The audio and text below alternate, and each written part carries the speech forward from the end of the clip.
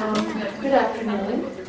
I'd like to welcome you on behalf of the Ridgefield Library to the first in our series of art talks for the 2021-2022 season. My name is Laurie McGavin-Buckley. We can't hear you. Can you hear me? Can't hear you. Oh, is that better? Yes. Okay, sorry about that. I've organized the art talks over these past 10 years. This series is dedicated to exploring the creative process through lectures, films, and workshops that focus on art, architecture, and design. The art talks are co-sponsored by the Ridgefield Library, the Ridgefield Guild of Artists, and the Aldrich Museum of Contemporary Art. Our next art talk speaker will feature Professor Thomas Brenner, who will be offering a compelling and comprehensive history of photography in two parts. The first part will take place on Sunday, November 14th at 2 p.m., and the second part will take place on Sunday, December 5th, both at 2 p.m. in the main program room. Today I'm pleased to welcome and introduce Dr. Daria Rose Foner, who will be giving an art talk about the fascinating life of Bella DaCosta Green, who was initially hired as J. Pierpont Morgan's private librarian and then became the Morgan Librarian's inaugural director when it opened as a public institution in 1924. Dr. Foner is Research Associate to the Director of the Morgan Library and Museum in New York. At the Morgan, she has worked on a range of exhibitions and collections-based initiatives and has done considerable research on the history of the institution. She is also the co-director of the Bell Green Bernard Berenson Letters Project. With the director, she has co-written an essay on J.P. Morgan as a collector of rare books and manuscripts that will be published next summer in Building a Bookman's Paradise. Last year, she received her doctorate from Columbia University. Work on her dissertation titled Collaborative Endeavors in the Career of Andrea del Sarto was supported by the Fulbright Association, the Medici Archive Project in Florence, the Renaissance Society of America, and the Italian Art Society. Without further ado, will you please welcome Daria Foner.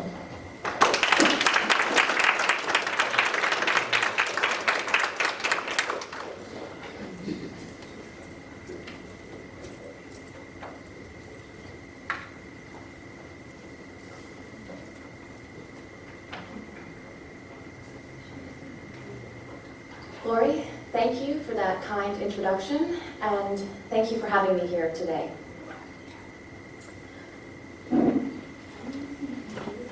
Yes.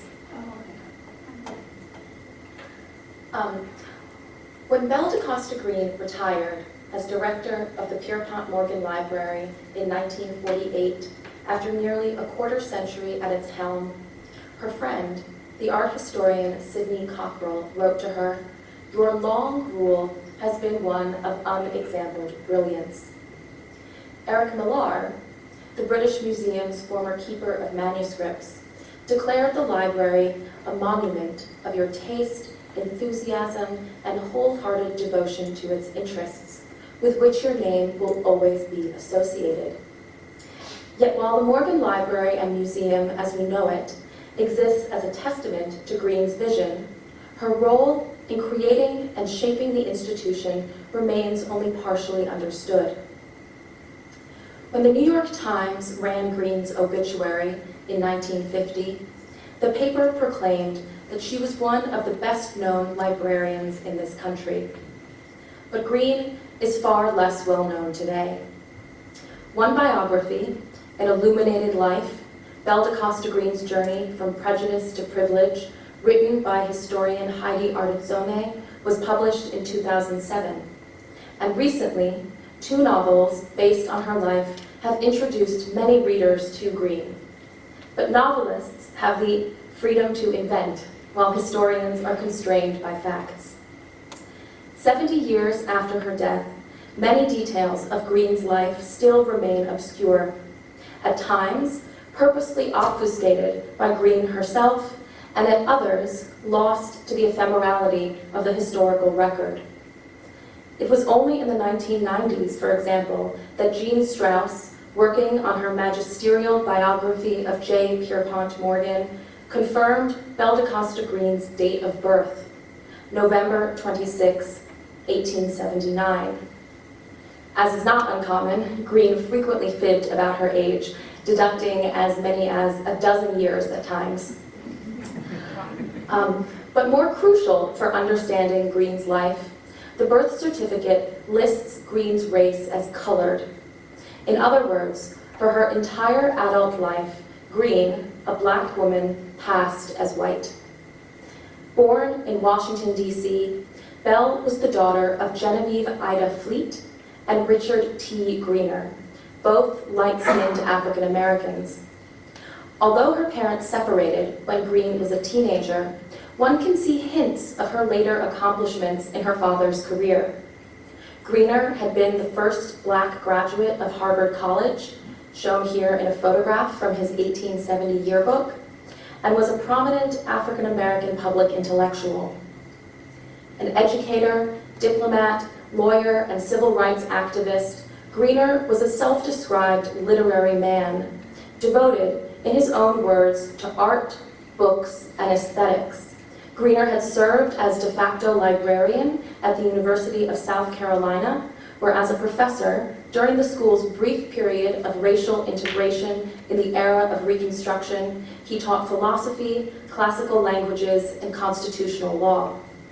He later served as the dean of Howard Law School and was one of few African Americans to hold diplomatic posts overseas. Green's mother, Genevieve Ida Fleet, of whom no photograph is known to exist, this is an image of Belle on the screen, came from a prominent family of well-educated musicians. Her brothers were named Bellini, Mendelssohn, and Mozart. The Fleets lived in Washington, which, in the words of historian William Gatewood, was the center of black aristocracy in the United States in the late 19th century.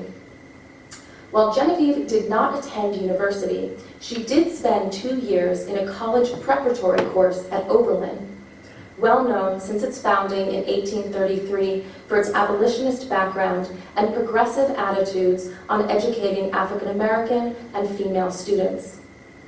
Upon Genevieve's return to Washington, she taught reading, arithmetic, and geography at the all-black Thaddeus Stevens School before being appointed its principal. Eventually, she oversaw the musical instruction of all the schools for African American students in Washington's Western District. Therefore, while we know virtually nothing of Belle's early home life, we can surmise that great value was placed on education and cultural enrichment.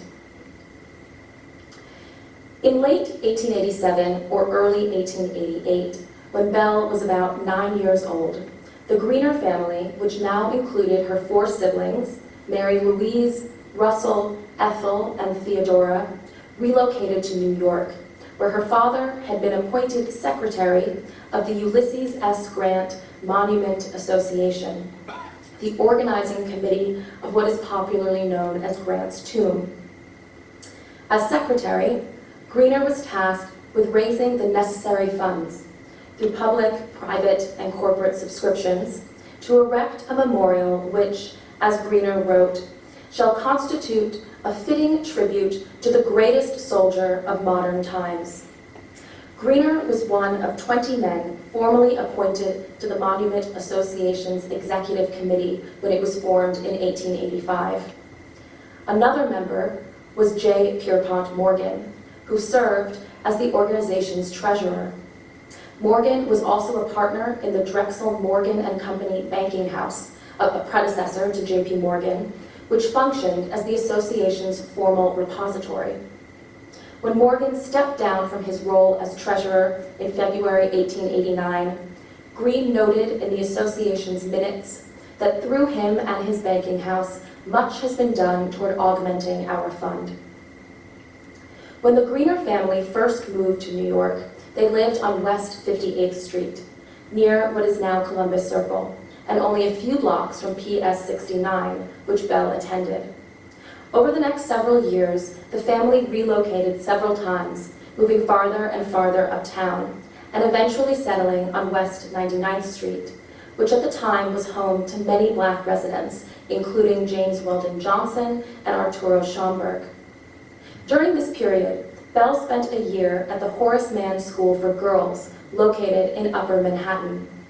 Taking a 2-year hiatus from her studies, Bell then worked as an assistant in the office of the Registrar of Teachers College from 1894 through 1896.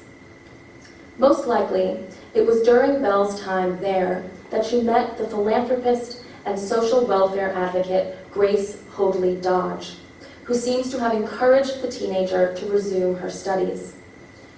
During the summer of 1896, almost certainly at Dodge's suggestion, Bell applied to the Northfield Seminary for Young Ladies, a school in rural Massachusetts founded by the evangelist preacher Dwight Lyman Moody. Today, Northfield is part of the coeducational Northfield Mount Hermon School. Bell's application, submitted under the name Bell Marion Greener, indicates that even from her teenage years, she aspired to be a librarian, an aspiration underlined for added emphasis. Dodge served as Bell's benefactress, paying her board and tuition, as she did for many girls who attended Northfield, and wrote a revelatory letter in support of Bell's application. Addressed to Emma Charlotte Moody, the wife of Dwight Lyman Moody, Dodge explained, "I write even in the midst of this busy time to tell you of a girl I much want at Northfield. She is Bell Green, and her mother has made formal application through Miss Hall, the school's principal. The family has a sad history. The mother was a Mount Holyoke graduate, a teacher. She married a man with Spanish, Cuban, and Negro blood, a lawyer who graduated at the top of his class at Harvard. He turned out clever, but bad, and after terrible experiences, she left him, and has been supporting her 5 children with terrible struggle. Bell is bright, quick to learn, easily influenced, full of fun and energy. She has been employed as helper in the office of Teachers College, but we realize that she should go away from New York and be under strong Christian influence. While the trace of Negro blood is noticeable, Bell has always associated intimately with the best class of white girls, and at the college was a great favorite with many, being entertained by them and going out with them. The mother wants to make the girl a true noble woman, and she has qualities for such, if under such influence as Northfield. I will pay for her, and am most anxious that she be accepted. Is there any hope for her? The mother is, of course, white, with good ancestry, and Bell inherits brains and ability. Trusting that the work is being abundantly blessed at dear Northfield, and thanking you for all you will do for Bell." This letter is fascinating in its mixture of fact and fiction. Genevieve was a teacher, but not a Mount Holyoke graduate. She had married a Black man who was a lawyer and Harvard graduate, but she was not white herself. As Dodge's letter also indicates, by June 1896, Genevieve and Richard had separated. This was fully 2 years before President William McKinley appointed Greener to a consular post in Vladivostok, proving that his departure for Russia did not precipitate the family's breakup, as has been previously thought, though it certainly may have cemented the separation. The couple severed all ties, but never formally divorced. Bell's earliest surviving letter, in which she arranges her arrival at Northfield, is especially illuminating. And I should add here that, like much of what is included in this talk, this letter has never been shown publicly and has never been published. Unlike on the application itself, the letter is signed B. Marion Green, not Greener. Upon close inspection, the teenager appears to have abruptly lifted her pen at the end of her surname, suggesting the drama of the moment when Bell navigated crossing the color line, as her mother had done before her. In the 1900 census, Genevieve and all 5 of her children were listed as white. In order to bolster their claim of Portuguese ancestry, Genevieve adopted the middle name Van Vliet, possibly because it sounded like her maiden name, Fleet, and Belle, her sister Ethel, and her brother Russell took the middle name da Costa. The phenomenon of passing was not uncommon for light-skinned African Americans confronting the rigid racial exclusions that defined Jim Crow America in the North as well as South. Passing carried distinct opportunities and perils. As Hilton Alls wrote in a recent issue of the New Yorker, passing constituted being a part of almost a third race, with its own rules of conduct and the constant fear of exposure. In Nella Larsen's 1929 novel Passing, which is now being made into a Netflix film, she described passing as breaking away from all that was familiar and friendly to take one's chances in another environment, not entirely strange perhaps, but certainly not entirely friendly. At Northfield, where Belle lived in East Hall, she followed a traditional course of study that involved math, grammar, and geography, but also Latin, at which she excelled, and German. One imagines that the Talcott Library, identified at the bottom of this photograph, which at the time Belle lived on campus contained about 5,500 volumes, was especially enthralling to the teenager. The experience was transformative. When Belle returned to New York after her first semester on campus, she visited Grace Dodge, who recalled that Belle, with tears in her eyes, pleaded that Ethel, her younger sister by 2 years, might have the advantages of Northfield.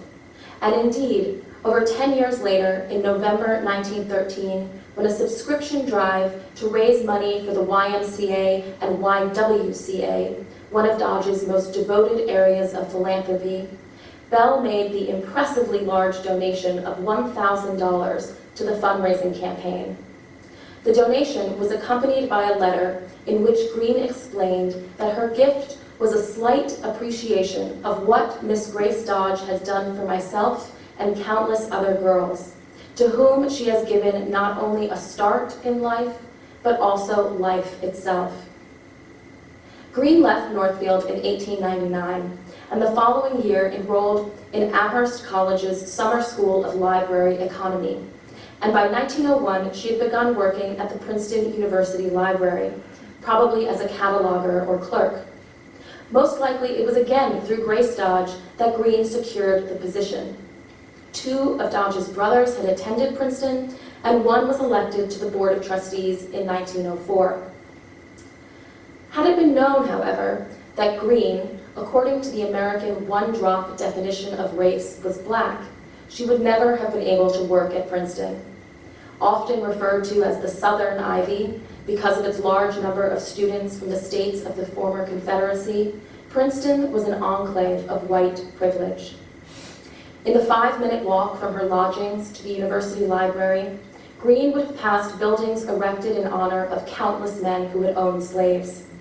And soon after her time there, Woodrow Wilson, an ardent proponent of white supremacy, would be elected the university's president.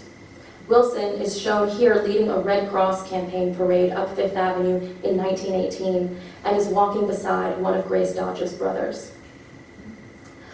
While Green's father had graduated from Harvard in 1870, Princeton, which is my alma mater, would not graduate its first African-American student until 1947. And most of the black employees on campus served as waiters in the university's eating clubs.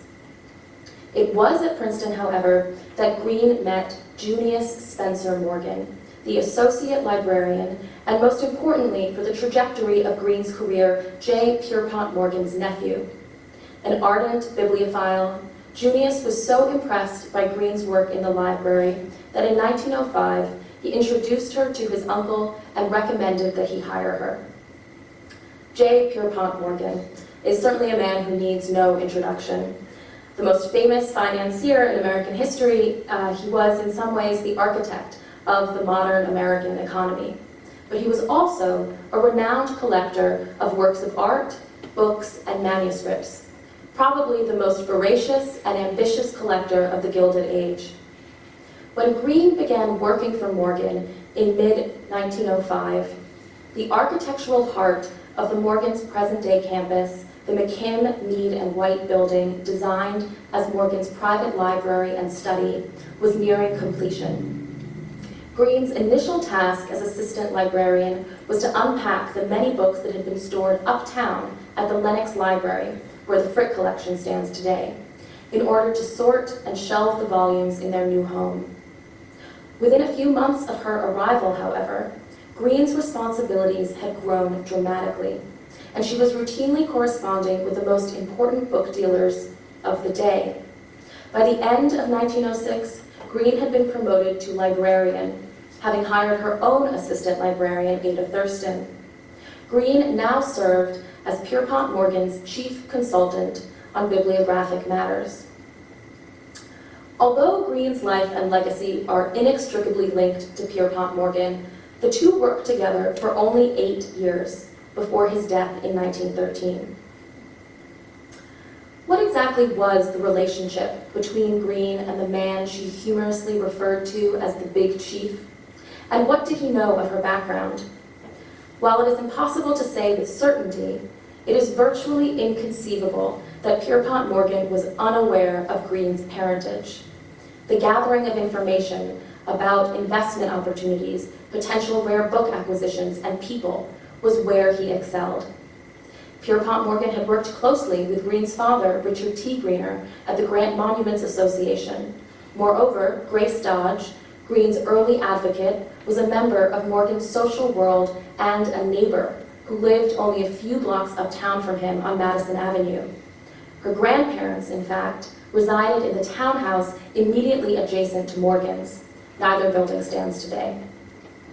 Given their physical proximity and the fact that Dodge and Morgan traveled in the same close-knit social circles, it seems likely that Morgan was aware of Green's closely guarded family history. Though one can imagine a tacit understanding that prevented them from ever openly addressing it. Whatever was known or unknown, said or unsaid, Morgan held Green in exceptionally high regard. She was his confidant, gatekeeper, and collection builder.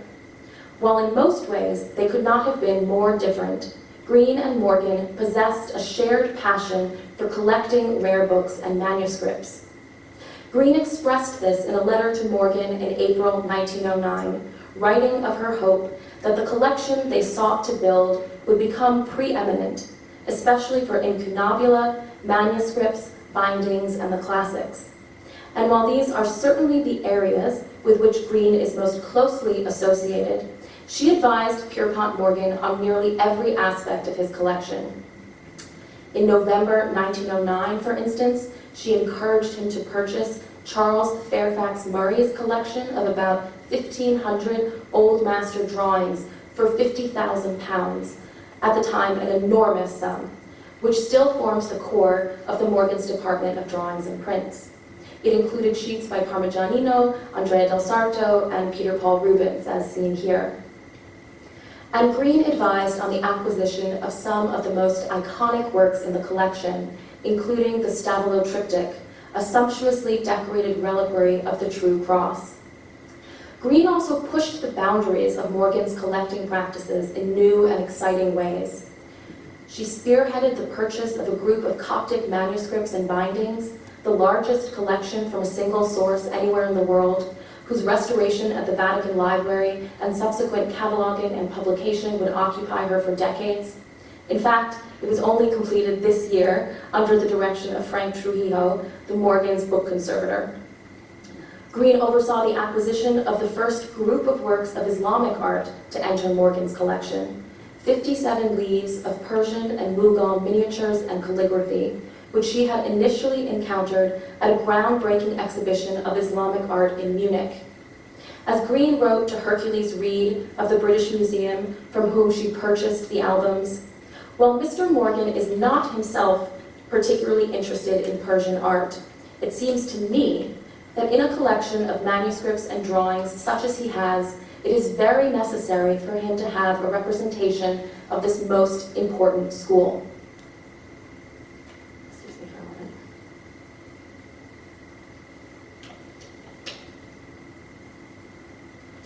In a sense, married to the Morgan Library, Green never wed, though she entertained a number of suitors. Few of her personal papers seem to survive, and some have claimed that she destroyed them before her death. Therefore, the over 600 letters she wrote to the Italian Renaissance art historian Bernard Berenson, with whom she maintained a close epistolary and at times romantic relationship for much of her life, offer the fullest insight into her personality. While the trove of letters are held at the Villa Itati, Berenson's former home in the hills outside of Florence, today the Harvard University Center for Italian Renaissance Studies, we at the Morgan are in the process of transcribing them with the aim of producing a publicly available digital corpus. I co-direct this project with Philip Palmer, curator of literary and historical manuscripts, and together with other members of the Morgan staff, including Nicholas Caldwell, a Belle de Costa Green Fellow, we have transcribed about 450 of them to date.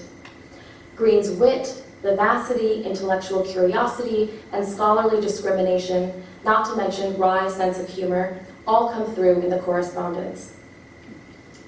More than once, Green refers to Berenson, who was in what we would today canon, a fitting phrase that encompasses the many moods and aspects of their relationship that ranged from emotive and yearning to cool and distant.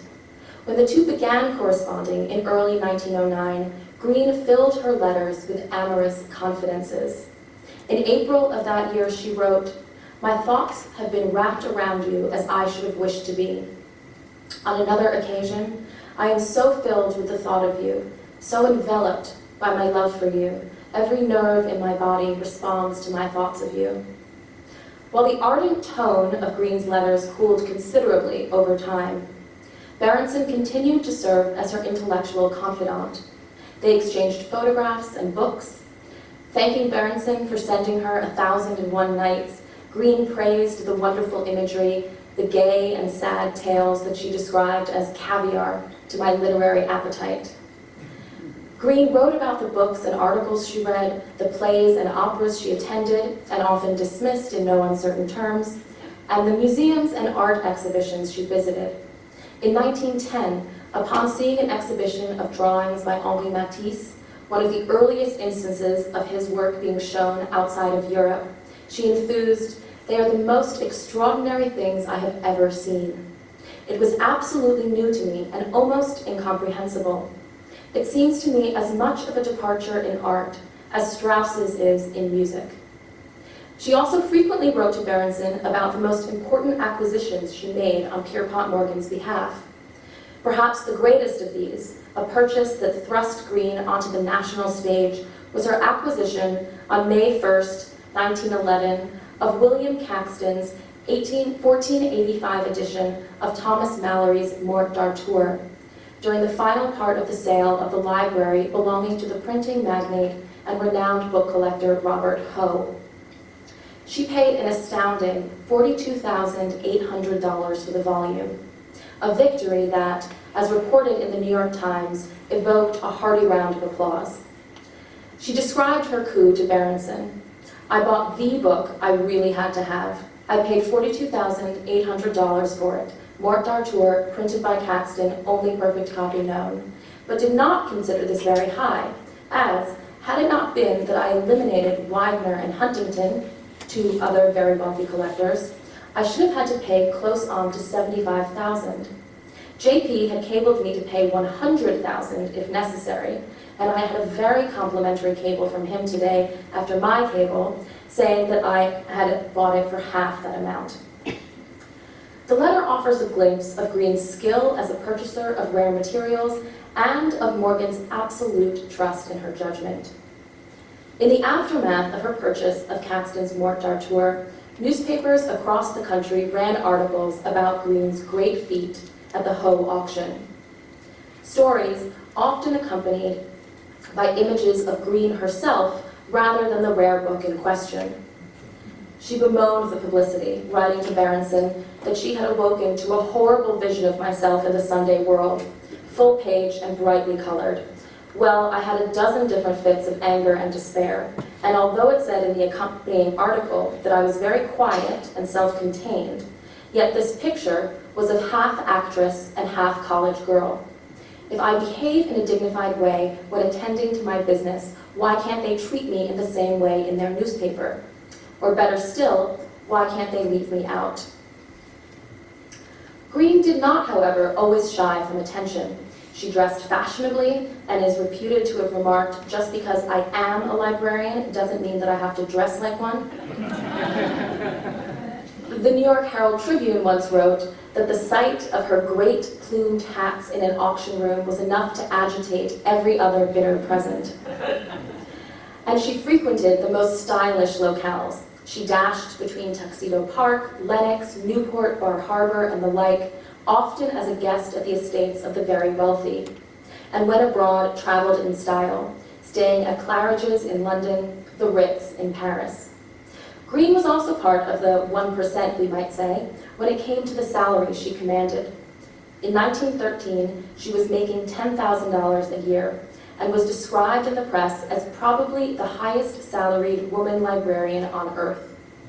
By 1921, she was earning over $25,000, an astonishing sum at that time. While she expressed disdain for what she called the dull lives of the idle rich, Green was as much a part of their milieu as an outsider. She bemoaned the appalling mixture of literary, artistic, and musical lights, the smattering of the smart set whom I loathed, and yet, upon meeting John D. Rockefeller, often considered the wealthiest American of all time, she quipped, "For some unknown reason, we took to each other like two penny postage stamps on a hot day." She had a wonderful way with words.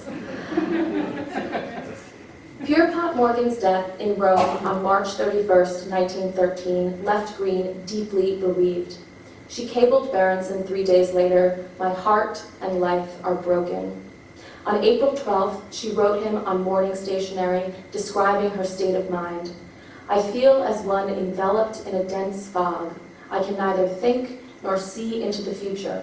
Not even you knew all that he, Pierpont Morgan, was to me.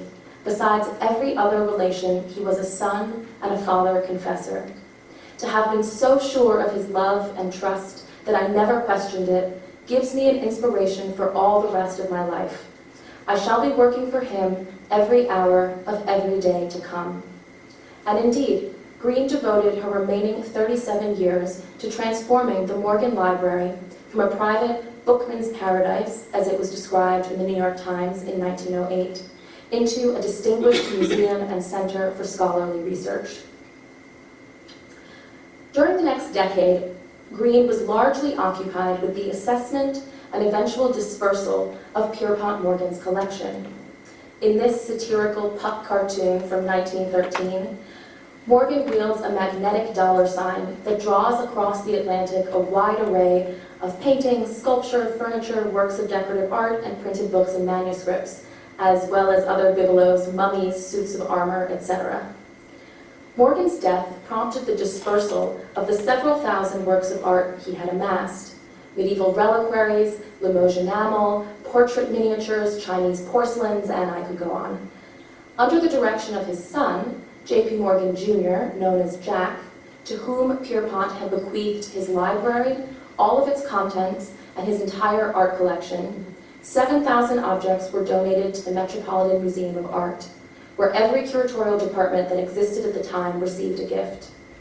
Over 1,300 objects were given to the Wadsworth Athenaeum in Hartford, where the Morgan family had originated. Hundreds of other paintings, sculptures, and works of decorative art were sold, primarily through the Duveen Brothers art dealership. As a result, portions of Pierpont Morgan's collection are now scattered among museums as nearby as the Frick Collection in New York and as distant as the Thyssen in Madrid. This work, coupled with war relief efforts, dominated Green's activity during the mid to late 1910s, so that the rate of acquisition ebbed significantly, although Green, now working with Jack, did make important purchases of literary and illuminated manuscripts.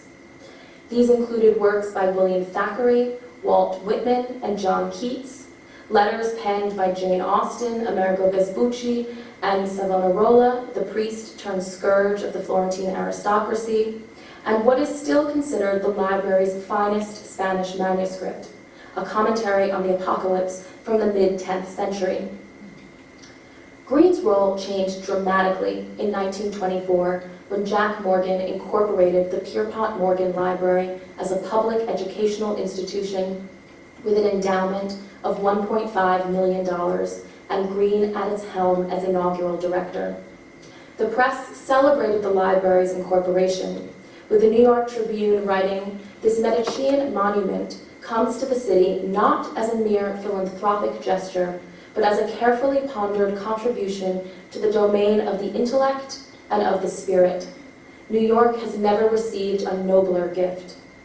For the next 24 years, from her office in the so-called North Room, Green, in tandem with Jack, worked to create an institution that, as she outlined in the library's first published review in 1930, was dedicated to the facilitation of scholarly endeavor. Just as I have uncovered troves of new information about Green's early life, education, and family, we are continuing to learn about the development of the Morgan under Green's leadership, thanks in part to the work of Erica Chilela, one of the Morgan's Belle de Costa Green Fellows, who was processing Green's professional papers. Chief among Green's responsibilities as director remained overseeing the collection's expansion through strategic acquisitions. Indeed, during the first 5 years of the library's existence, over 5,000 items were added to the collection, an illustration of what Jack Morgan called Green's insatiable greed for acquisition. Among these was an illuminated Carolingian gospel book produced in Reims and written in gold, Vindelinus de Spira's Latin Bible, printed in 1471 in Venice on vellum, and a second state impression of Rembrandt's Hendrik Gilder print, among many other highlights. Green was particularly invested in the library's collection of Rembrandt prints, which she considered the finest private collection in existence. Remarkably, Green annotated nearly all of these acquisitions, adding bibliographic references, jotting down notes made by visiting scholars, and including questions for further avenues of inquiry, an aggregation of scholarship that Lawrence Roth, the longtime librarian of the John Carter Brown Library in Providence, characterized as forming a continuous, living record of the growth of knowledge.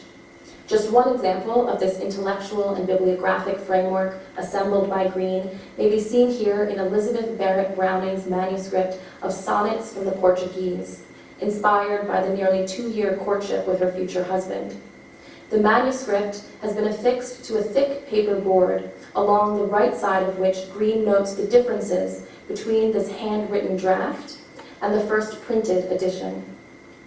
In a letter to Berenson, Green explained that it was just such differences that interested her. Speaking about Balzac's autographed manuscript of Eugénie Grandet, which Green considered the most important autographed manuscript acquired by the library during the 20 years of my connection with it, she wrote, "You know that as far as authors' manuscripts are concerned, I am cold-blooded and indifferent. I could never see the point or value of buying an original manuscript which was what we call a fair copy, and differed in no way from the printed version. I am eager to get the first draft of a book or poem in manuscript and note the differences, the growth of the idea, or the betterment of expression." In addition to overseeing purchases and gifts and shaping acquisition strategy, as director, Green spearheaded a range of initiatives that are today considered crucial to the mission of research libraries and museums. She originated an active loan program, sending works to special exhibitions far and wide, to New York institutions like the Metropolitan Museum of Art and the American Museum of Natural History, national institutions, including the Cleveland Museum of Art and the Enoch Pratt Library in Baltimore, to which she lent a Gutenberg Bible, that would never happen today, and international institutions, such as the Royal Academy in London and the Musée des Beaux-Arts in Brussels. The opening of the Annex building in 1928 further expanded these activities. During her tenure as director, Green helped to organize and promote 46 special exhibitions, largely drawn from material in the institution's own holdings. One of the most ambitious was held to coincide with the New York World's Fair in 1939, the most comprehensive exhibition the library had ever undertaken, as Green reported to the Board of Trustees. It was designed to afford viewers an idea of the scope of the library's interests. For the first time, entrance hallways and corridors were temporarily adapted to exhibition purposes with special lighting fixtures installed. In total, over 350 rare books and manuscripts and works of art were displayed. 60 literary and historical manuscripts, 55 printed books, 53 medieval and Renaissance manuscripts, 49 drawings, 41 Rembrandt etchings, 33 engravings, 30 bindings, as well as a selection of Egyptian papyri and ancient Western Asian seals and cylinders. The exhibition, whose run was extended so that it remained on view for 7 months, was visited by almost 30,000 people, including 87 different school groups. As the world teetered on the brink of the Second World War, Henry McBride, the Dean of Art Critics, declared in The Sun, quote, "If anything can steady this wobbling world, it was this. The Morgan Library collection is like a pole star guiding to the true faith. So much beauty is gathered there, so much testimony to the greatness of what humanity is capable of." Green also routinely hosted university classes, graduate study seminars, and lectures at the library as part of a robust education program. Her approach was ecumenical. Graduate courses addressed subjects that ranged from Armenian illuminated manuscripts to German secular literature in the Gothic period. Lectures were as varied as Arthurian legends and their representation in medieval art, and Swedish art of the Viking Age. And while Green organized lectures by many of the foremost scholars of the period, like Meyer Shapiro and Erwin Panofsky, she also occasionally invited figures with broader popular appeal, like the sports writer John Curran. The campus's expansion in 1928 had also facilitated the construction of a reading room equipped with ever-growing reference holdings. One academic commended the shelving system, calling it a scholar's dream. In tandem with these on-site initiatives, Green championed what we might consider an early form of remote access to the library's collection. Under her directorship, 35 publications, including exhibition and collections catalogs, scholarly monographs and catalogues raisonné, and reprints and facsimiles of rare material, were produced and dispersed to museums and libraries around the world. They were sent as far afield as the Institute for the History of Art in Florence and as nearby as the New York Public Library. Further enabling scholarly access to the rare materials under her care, in 1935, Green oversaw the establishment of a photographic department that would document works through the extensive production of photostats, of very early photocopies, which were similarly distributed to university libraries and scholarly institutes large and small. In all of these efforts, one of Green's greatest strengths was her willingness, indeed eagerness, to engage and collaborate. Explaining her rationale behind such initiatives, she wrote to the Huntington Library in San Marino, California, "As you know, many students cannot afford to go east or go west, and I think that if we can show real scholarly cooperation in this way, it will serve to prove that both libraries have passed beyond the merely collector's state and are instead interested mainly in making their important original material available to serious students wherever located." In addition to her work at and for the Morgan, Green was routinely consulted by museums and libraries about matters both mundane and monumental. After the Louvain Library was destroyed by German bombs during the First World War, Green served as a member of the Committee for its restoration, fundraising, and directly donating countless volumes. At the Huntington, she helped shape the language of its founding deed of trust. At the Frick Collection, she weighed in on converting a private residence into a public gallery. She advocated for maintaining a spirit of experiment. At the Walters, she recommended staff hires and ventilation practices, something very much on our minds as of late. At the Fogg Museum at Harvard, she advised on security protocols. At the Metropolitan Museum of Art, she was asked about staff salaries and raises. She suggested generosity with the former and supported the latter. By the end of Green's life, she was no longer merely the director of a cultural institution, but an authority on cultural institutions themselves, supporting and championing them in countless ways.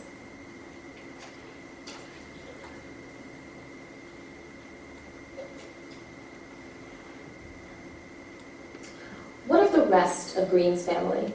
Belle remained close with her mother throughout her life.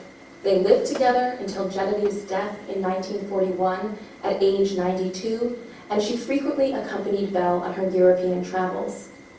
Belle also bought her mother lavish gifts, among them a Steinway grand piano. Following her parents' separation, however, Belle seems never to have sustained a meaningful relationship with her father. She routinely listed him as deceased on official documents, for instance, even though he was very much alive.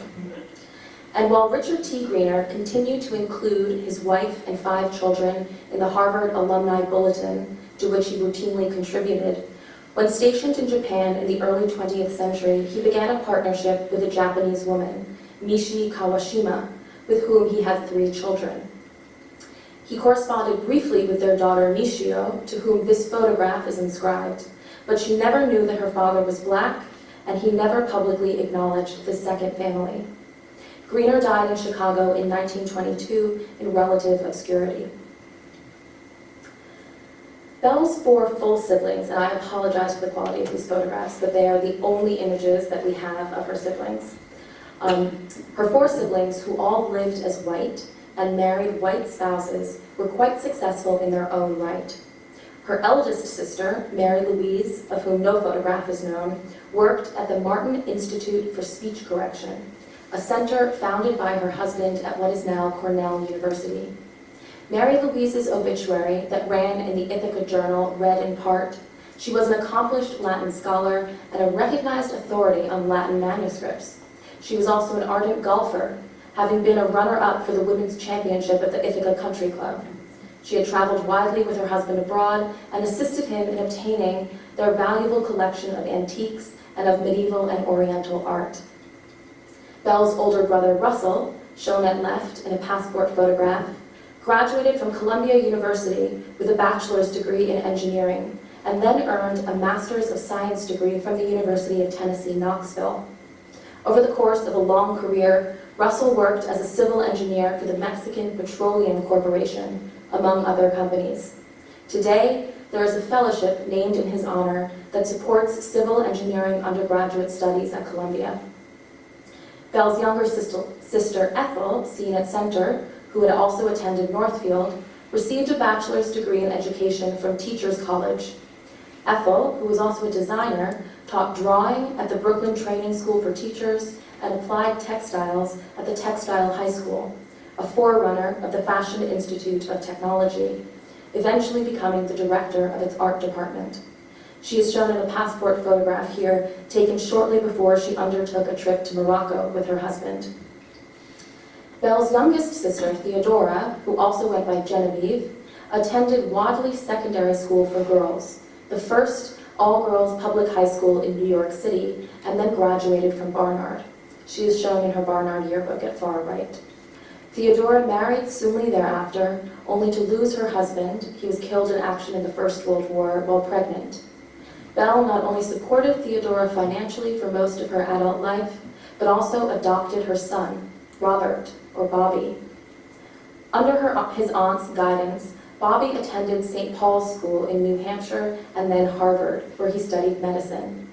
In 1943, he committed suicide while serving as a lieutenant in the U.S. Air Force in France, a loss which affected Belle deeply. When Green retired in November 1948, she had reached the pinnacle of the world of libraries and bibliography. Among her many accolades, Green was elected a Fellow of the Medieval Academy of America, only the second woman to be honored in this way, a Fellow in Perpetuity of the Metropolitan Museum of Art, and a member of the Advisory Council of the Library of Congress. She was elected to the board of the College Art Association and to the editorial boards of the Gazette des Beaux-Arts and Art News. Green was awarded the Golden Palm of the Officer of Public Instruction by the French government, and similar commendations for public service were conferred upon her by the Italian and Belgian governments. Through her efforts at the Morgan and her influence on other institutions, Green's work both reflected and helped to shape the transition of American cultural capital from the private realm of the privileged to the possession of the many. Dorothy Miner, one of Green's protégés, who went on to work at the Walters Art Gallery in Baltimore, noted this upon Green's death in 1950. The passing of Miss Green signifies the end of a fabulous era of American collecting. She was a link between the last extensive personal collecting and institutional collecting. Another measure of Green's success might be gained by examining the number of other female directors who have led New York cultural institutions. Neither the Metropolitan Museum of Art, the Frick Collection, the Whitney Museum of Art, the Solomon R. Guggenheim Museum, the Hispanic Society, nor the American Museum of Natural History has ever had a woman at its helm. And to date, no African American man or woman has occupied such a position. Belle Green's life demonstrates, among other things, how fierce ambition, intellectual curiosity, and an unerring work ethic, and some fortuitous timing, can combine to produce an important and influential, even triumphant career.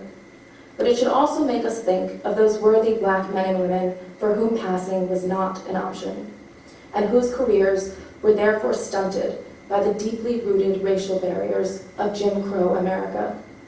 Barriers we still have not fully dismantled. In 1913, in the aftermath of Pierpont Morgan's death, Green likened his, quote, old-time library to the home of the soul. A soul that she nurtured with the utmost care over the course of a career that, in the words of Lawrence Roth, writing in the catalog of the retrospective exhibition held in Green's honor in 1949, must be regarded as an act of faith, an affirmation of belief in the fundamental values, belief in life itself. Such is the role of all libraries, including the one in which we find ourselves today. Thank you for listening.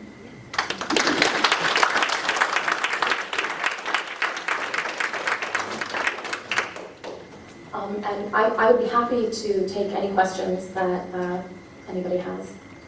Yes? If I understood you correctly, when Pierpont Morgan dies, they divested a lot of the collection. Why was that done? That's an excellent question. It was highly criticized at the time. So Pierpont Morgan, I think probably like many very successful people, never really thought he was going to die, and so made no plan for what was going to happen to his collection. Just before his death, the vast majority of his art collection actually went on view at the Metropolitan Museum of Art, but there was no plan in place for his legacy. When he died, Jack Morgan, his son, was faced with enormous inheritance taxes, and so as a way of helping to pay those, he sold off large portions of the collection. The Morgan exhibition that was on at the Metropolitan Museum of Art, apparently he basically would use it as sort of a storeroom, and he would sell sort of parts of the collection there, and they would be removed right from the Met. And it said that even the director wouldn't know that these works were being removed until he came into the galleries and saw them missing. But it was his son Jack who gave a huge donation to the Met, where Pierpont Morgan had been intimately involved as a board of trustees, a member of the board of trustees throughout his life, and then also to the Wadsworth. The Morgan family had a long connection with the Wadsworth, but large portions of the collection were sold. If you go to the Frick, many of the most celebrated works are actually from the Morgan collection. Any other questions?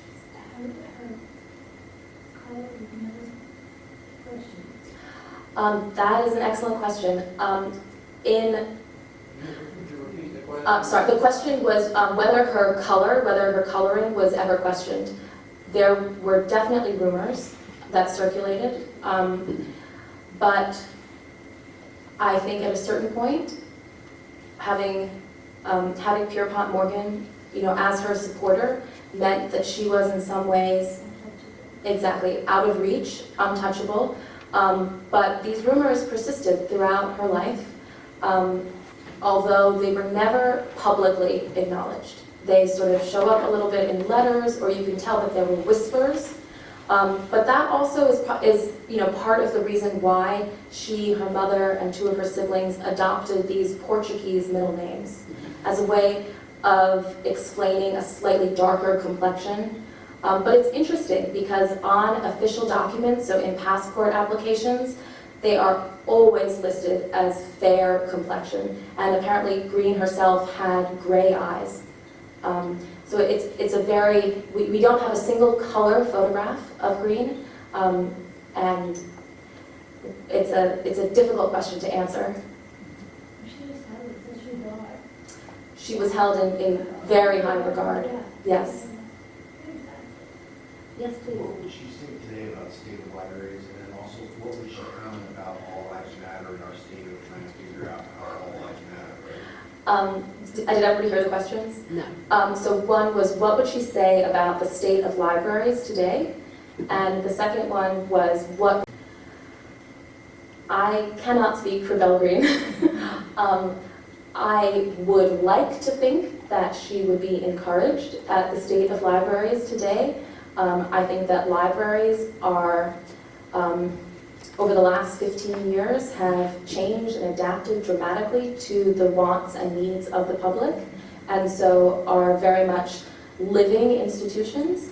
And they're embracing technology. They're embracing many of the things that Green herself advocated for. I really cannot speak to what you would think of that's beyond my historical knowledge. Yes? That letter you wrote that was written by her benefactor to the school to get her in, she says something to the effect that the father treated the mother terribly. Do you know, is there a truth to that, or was... So the question was about the letter written by Grace Dodge recommending Belle to Northfield, in which Dodge writes that Greener, the father, had treated the mother terribly. It's very difficult to know. However, they certainly had separated. And at various points in his life, he was known to take up with other women. So that might be part of it. He also traveled a great deal for his work. So he wasn't there. They weren't, he never really could support the family with the sort of economic certainty that she may have wanted. I mean, they had 5 children. But beyond that, I really can't do more than speculate. Yes? Do you know if there was a budget, a purchasing budget for her, or did she said to her, to Morgan, I want to purchase this book and it's 40, do you have any sense? The question is whether there was a purchasing budget. So I think in the early years, so if we sort of think about Green's career in terms of 3 phases, there's the beginning where she's working for Pierpont Morgan, so that's 1905 to 1913. The sort of middle where she's working for Jack, so 1913 to 1924, and then when she becomes a director and the Morgan is incorporated, so 1924 to her retirement. I would say for the first 2, there was no acquisitions budget. It was very much a conversation between what Pierpont or Jack wanted and thought was reasonable, and certainly what she thought was reasonable. I mean, there are amazing stories about her working all kinds of sort of magic in auction rooms, but also working with dealers and sort of making private arrangements. There's a great letter in which Jack Morgan is talking about a book that was coming up for sale in England, and he writes and he says, it was very expensive, I'm paraphrasing, it was very expensive, but I didn't dare return to the library without it. Once the library was incorporated and there was a board of trustees, there certainly would have been an acquisition budget. I wish I could tell you what it was at certain points. I just don't know off the top of my head. Yes? Where did Pierpont Morgan go to college? So the question is, where did Pierpont Morgan go to college? He did not.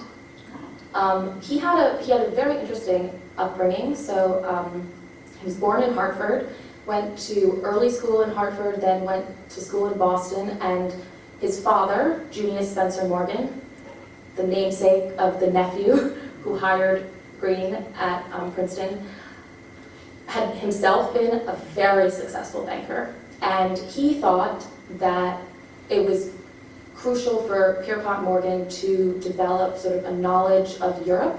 And so first Morgan was sent to the Institut Salique in Vevey, Switzerland. And then he went, he did go to college. He went to the University of Göttingen. Sorry, I had that sort of, yes. But so he didn't go to Harvard, Yale, the types of places that certainly his sons and many of the people in his social milieu attended. Yes? Are there any members of the Morgan family still involved in the Pierpont Morgan Library? The question is whether there are still members of the Morgan family involved in the Pierpont Morgan Library, and yes, there are. There are. Yes? Was there any indication whether, at any time throughout her life, that she had remorse about not being honest about what her race was? And like, did that change over time? Like, once she became successful, maybe I want people to know what my background really is. Was there any indication that she had any thoughts on that? So the question was whether there's any indication that Green felt remorse for passing as white. I think those are unanswerable questions. I have not found any letter or document in which she expresses an opinion about her racial identity, either about the way that she chose to identify or this choice that her mother and then her and her siblings made to pass as white of Portuguese descent. Yes? Can you talk about her foundation? Her You foundation. mentioned the foundation in her name, Bella DaCosta.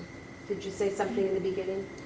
Maybe I mentioned, so the question is, I mentioned a Belle DaCosta Green Fellow. Mm-hmm. So the Morgan, they have one of the members of the Morgan's board of trustees endowed, or he donated enough money that we have 2 Belle DaCosta Green Fellows at the Morgan right now. And the idea is that this is a way for people who are traditional, young scholars, young academics who are traditionally underrepresented in the museum and library fields to have an opportunity to, receive training, to get hands-on work, to be able to work on exhibitions, publications. So I think that is probably what it was referring to. But sadly, there is no Belle DaCosta Green Foundation proper. Yes? So she died in what I would consider the modern era. I mean, she died a few years before I was born. And she has brothers and sisters, and you've mostly researched in the historical record, if I understand correctly. But are there progeny from those brothers and sisters who could be brought into the conversation?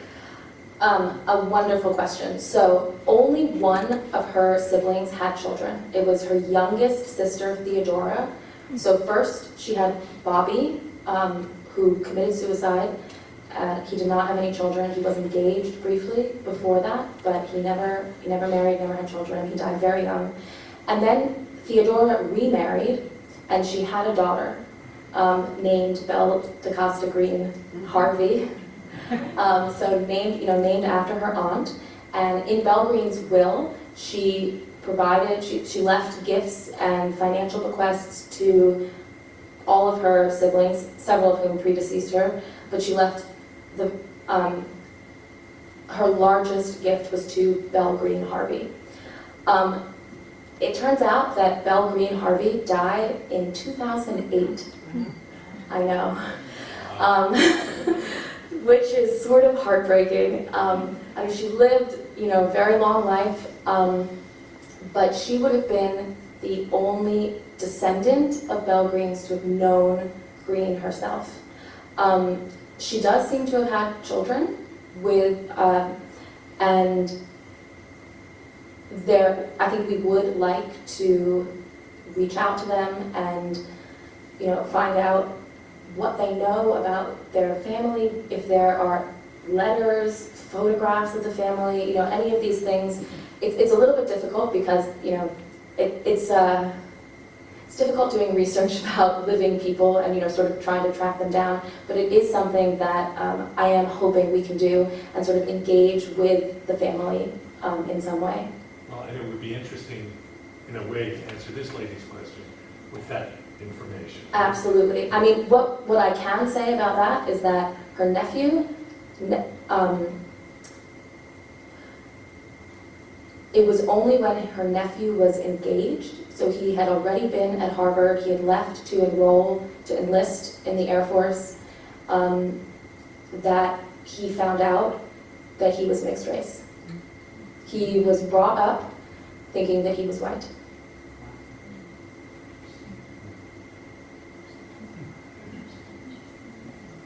Did they have a religious life? Did they have a religious life? So when Belle Green, when she was a teenager, they did go to, they went to a church on the Upper West Side, very close actually to where I live now. It was the West End Presbyterian Church. It was on Amsterdam Avenue. I'm not really sure how active they were in it, but she seems to have maybe gone to Sunday school. Beyond that, there's very little evidence that she was like an active member of any church in her later life. Like Pierpont Morgan, for instance, was very involved with St. George's Episcopalian Church, but that doesn't seem to have been something of particular import in Green's life. However, it's something that I would love to do more research on. The reason why I ask is that I'm wondering like, her attitude towards the collections. Did she have this sense of the divine and that she was pulling the best of the divine together kind of thing? And that's what kind of So the question was if Green understood her, the collecting for the Morgan as some sort of divine act. My best guess is that she was more of a humanist. Yes? Berenson, is he related to the dress designer, whose name begins with an SCH? Is Berenson related to the dress designer? I don't believe so. Berenson was actually born in Lithuania and then came to Harvard and at some point changed his name, sort of Americanized it a little bit, and then spent most of his life living in Europe, living in Italy. Never had any children. I don't believe so. Wasn't she pregnant? The question is, wasn't... She lost the baby. So the question is whether Belle Green was pregnant with Berenson's child. So as I mentioned at the beginning, there are 2 novels that recently came out about Belle Green, which is terrific because, they've introduced Green to a much wider audience than would have ever known about her, say 6-8 months ago. And in one of them, there's a part of the story is that she becomes pregnant with Berenson's child and has to, I forget exactly how it works in the book, but she does not have his child. The great thing about novels is that they're fiction, and I envy the authors very much for being able to use their imaginations and create compelling storylines. I have not found any evidence of that, but that doesn't mean that it didn't happen. Yes? Did they do indigenous collections as well as see that maybe focus on ancient civilizations and Europeans and some Americans? No, No. they did not. It was, the collections, at least under Pierpont Morgan, his like main areas of focus and passion were Americana. So things like collections of signatures for the signers of the Declaration of Independence. He loved things that had royal provenances, and he had a great collection of Bibles. I think that was his greatest passion, was in collecting Bibles. For Bell Green, I think it was early printed books and then incutables, so books that were sort of partly printed and partly manuscript still, but they, to the best of my knowledge, never acquired anything made by Indigenous peoples of America. Any other questions?